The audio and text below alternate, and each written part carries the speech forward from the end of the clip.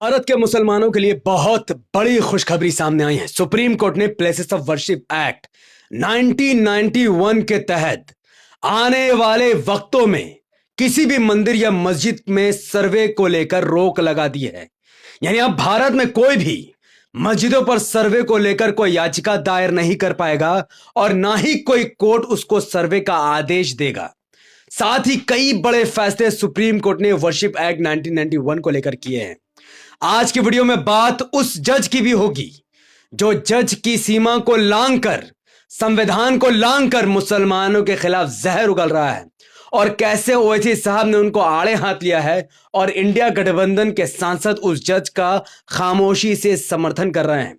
और जिस मोदी को आप पीएम और योगी को सीएम के तौर पर जानते हैं, उन्हें जेल के सलाखों के पीछे होना चाहिए। यह बात मैं नहीं बल्कि हमारे देश के एक बड़े स्वामी आचार्य ने कहा है और उस बात का समर्थन किसी और ने नहीं बल्कि खुद बीजेपी के एक बड़े नेता ने किया है। क्या है पूरा मामला, पूरी वीडियो को विस्तार से समझेंगे और जानेंगे। उससे पहले अस्सलाम वालेकुम रहमतुल्लाहि व बरकात। अल्लाह के नाम से शुरू जो बड़ा मेहरबान और निहायत रहम करने वाला है। मैं हूं मोहम्मद हफीज अंसारी और आप देख रहे हैं the political. Places of worship act 1991, जिसमें यह लिखा गया है कि 14 अगस्त 1947 के वक्त भारत में जिस जगह भी जो मस्जिद थी वो मस्जिद रहेगी, जो मंदिर थी वो मंदिर रहेगी, उसका नेचर बिल्कुल भी नहीं बदला जाएगा। यानी किसी मस्जिद को मंदिर और किसी मंदिर को मस्जिद में नहीं बदला जा सकता है। जिसको देखते हुए इस एक्ट को हटाने की पूरी कोशिश भारतीय जनता पार्टी और हिंदुत्व संगठन के लोग कर रहे हैं। संभल जामा मस्जिद में सर्वे या फिर ज्ञानवापी मस्जिद या फिर मथुरा के शाही ईदगाह मस्जिद के सर्वे इस एक्ट के खिलाफ हो रहे हैं। जिसको देखते हुए सुप्रीम कोर्ट में खुद भारतीय जनता पार्टी की सरकार और हिंदुत्व संगठन के लोग इस एक्ट को खत्म करने की मांग कर रहे हैं। जिसके खिलाफ सुप्रीम कोर्ट ने आज सुनवाई के दौरान कहा है कि 1991 का जो वर्शिप एक्ट है उसको बिल्कुल भी हटाया नहीं जा सकता तब तक जब तक कि सरकार 4 हफ्ते के भीतर अपने जवाब दाखिल ना करवा दे। साथ ही सुप्रीम कोर्ट ने कहा कि 4 हफ्तों तक ये जो सुनवाई का वक्त है तब तक किसी मस्जिद का सर्वे नहीं कराया जा सकेगा। निचली अदालत जो सर्वे के नाम पर ढोंग रच रही है उन पर भी लगाम लगा दिया है सुप्रीम कोर्ट ने, यह कहते हुए कि निचली अदालत अब किसी मस्जिद या मंदिर पर कोई सुनवाई नहीं कर सकेगी, कोई अंतरिम फैसला पास नहीं कर सकेगी। अब किसी भी मस्जिद पर खतरा नहीं मंडरा सकेगा। और यह सुप्रीम कोर्ट का यह जजमेंट बहुत बड़ा झटका था भारतीय जनता पार्टी को, आरएसएस, विश्व हिंदू परिषद, बजरंग दल, हिंदू युवा वाहिनी और विष्णु जैन जैसे लोगों को जो भारत में चाइना और पाकिस्तान की दलाली कर रहे हैं, देश में हिंदू और मुसलमानों के बीच में नफरत की राजनीति करके। सुप्रीम कोर्ट ने यहां तक भी कहा है कि हमारे पास बाबरी मस्जिद का फैसला आज भी मौजूद है। यह बात उन्होंने सरकार से क्यों कहा? क्योंकि सुप्रीम कोर्ट जानता है कि बाबरी मस्जिद का फैसला कहीं ना कहीं काफी अजीबोगरीब था। जब सुप्रीम कोर्ट ने खुद ही माना कि वहां पर राम मंदिर होने के कोई सबूत नहीं पाए गए, फिर भी यह फैसला राम मंदिर के पक्ष में दिया गया और आज उस फैसले को बुनियाद बनाकर भारत के कई मस्जिदों में सर्वे कराने का आदेश लेने की बात करने वाले को सुप्रीम कोर्ट यही कह रही है कि बाबरी मस्जिद का फैसला सिर्फ और सिर्फ हिंदू पक्ष को इसलिए दिया गया ताकि देश में शांति बहाल हो सके। अगर राम मंदिर का फैसला आने के बाद भी देश में शांति बहाल नहीं हो रही तो यह दिन दूर नहीं है कि जब सुप्रीम कोर्ट अपने फैसले को पलट देगी और एक बार फिर से बाबरी मस्जिद को बाबरी मस्जिद का स्थान दे दिया जाएगा। इसीलिए शायद सुप्रीम कोर्ट ने यह कहा कि बाबरी मस्जिद, राम मंदिर का फैसला हमारे पास मौजूद है। अब बात करते हैं उस इलाहाबाद हाई कोर्ट जज के बारे में जो संविधान को भूल चुके हैं, जो अपनी मर्यादा को भूल चुके हैं, अपनी औकात और अपनी हैसियत को भूल चुके हैं। उनका नाम है जस्टिस शेखर यादव। इन्होंने विश्व हिंदू परिषद के एक सभा में कहा कि जो कटमुल्ला है, शब्द गलत है लेकिन मुझे कहने में कोई गुरेज नहीं, वह देश के लिए घातक है। एक पूरी कम्युनिटी को एक हाई कोर्ट का जज टारगेट कर रहा है और कहता है कि मुझे यह कहने में कोई संकेत नहीं है कि अब यह देश बहुसंख्यकों के हिसाब से चलेगा। तो पहला जवाब तो यह है कि जिन कम्युनिटी के लोगों से आपको नफरत है, तो आपकी सैलरी यानी जस्टिस शेखर कुमार यादव को जो सैलरी मिलती है, उस सैलरी में कटमुल्ला कम्युनिटी का पैसा भी होता है।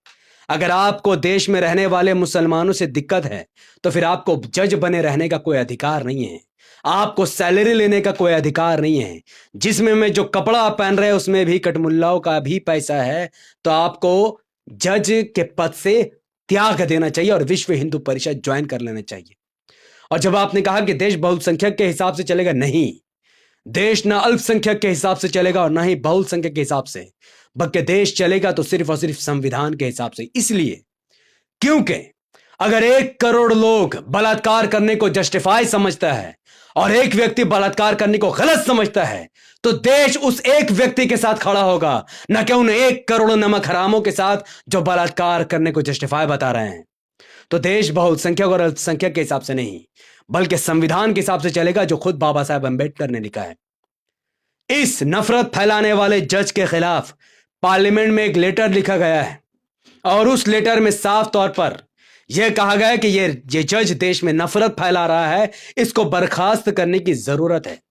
इस लेटर में 100 सांसदों के साइन करने की जरूरत है।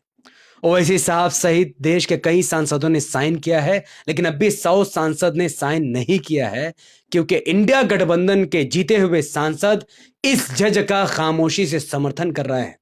अकेला असदुद्दीन ओवैसी साहब और कई मुस्लिम सांसद इस पर साइन कर चुके हैं, लेकिन इंडिया गठबंधन के सांसद इस पर साइन करने से कतरा रहे हैं कि कहीं उनका हिंदू वोट बैंक उनसे नाराज ना हो जाए। यानी अब मुसलमानों को समझना पड़ेगा कि क्या तुम अब भी ओवैसी साहब को बीजेपी का एजेंट समझोगे या फिर इंडिया गठबंधन और इंडिया गठबंधन को एक ही मानोगे और अपना साथ ओवैसी साहब को दोगे। यह फैसला मैं आपको छोड़ देता हूं। इन तमाम चीजों से हाई कोर्ट के वो जज काफी घबरा गए हैं। वो शेखर यादव कह रहे हैं बीबीसी न्यूज को इंटरव्यू देते हुए कि मेरे बयान को तोड़ मरोड़ कर पेश किया जा रहा है, जबकि सच्चाई यह है कि कठमुल्ला शब्द आपने यूज किया है और जो बातें सोशल मीडिया में चल रही है आपने वही बातें कही है। तो थूक कर चाटने की जरूरत किसी को नहीं है। अगर कहा है तो सीना तान कर कहिए कि हाँ मैंने कठमुल्ला कहा है, मैंने कहा है कि देश बहुसंख्यक समाज के हिसाब से चलेगा। पीछे मत हटिए। जो काम सावरकर ने किया वह काम आपको करने की जरूरत नहीं है। क्या योगी और मोदी, जिसे हम पीएम और सीएम समझते हैं, उन्हें जेल के अंदर होना चाहिए? अगर कानून सही होता, अगर सही तरीके से पुलिस वाले काम करते तो आज ये जेल के अंदर होते। ये बात मैं नहीं कह रहा, ये बात शंकराचार्य कह रहे हैं। कौन है शंकराचार्य? निश्चलानंदा सरस्वती शंकराचार्य। वो कहते हैं कि मोदी और योगी जेल के अंदर होने चाहिए। अगर कानून अपना काम सही तरीके से करता तो आज मोदी देश का पीएम नहीं होता, योगी एक स्टेट का सीएम नहीं होता, बल्कि दोनों जेल के अंदर भरे हुए होते। और ताज्जुब की बात यह है कि स्वामी शंकराचार्य निश्चलानंद सरस्वती के इस बयान का समर्थन कोई और नहीं बल्कि भारतीय जनता पार्टी के पूर्व नेता सुब्रमण्यम स्वामी कर रहे हैं। और वो अपने ट्वीट में इसको रिट्वीट करते हुए लिखते हैं, द फेयरलेस जगत गुरु। यानी सुब्रमण्यम स्वामी ये बात मानते हैं कि मोदी जी जेल के अंदर होने चाहिए। क्यों होने चाहिए? आप जानते हैं गुजरात 2002 में क्या हुआ था। योगी जेल के अंदर होने चाहिए। आप जानते हैं कि योगी के ऊपर कितने सारे मुकदमे चल रहे हैं, लेकिन ये गट्स किसी और हिंदू के अंदर नहीं है बल्कि स्वामी आचार्य के अंदर है और सुब्रमण्यम स्वामी के अंदर है। यही गट्स भारत के करोड़ों हिंदू के अंदर पैदा करने की जरूरत है।